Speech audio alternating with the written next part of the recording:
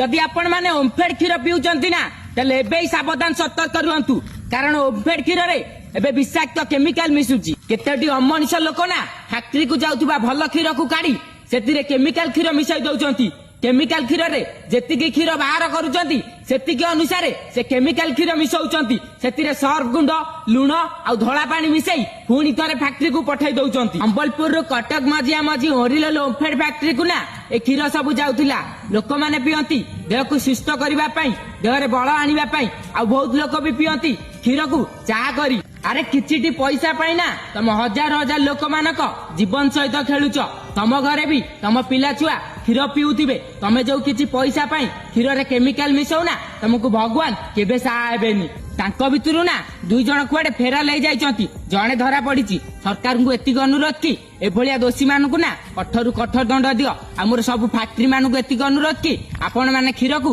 भलो भाबरे चेक करिकि लोक मानकु बिक्री करंतु ए भिडियोटी को ना आपणकर सब सांग मानकु शेयर करि दबो कमेंट बॉक्स रे निश्चय कमेंट करबो एभलिया लोक मानकु कोन दंड दिया जिबा दरकार आउ आपण माने ओमफेड क्षीर पिउचंती ना पिउनांती जय जगन्नाथ।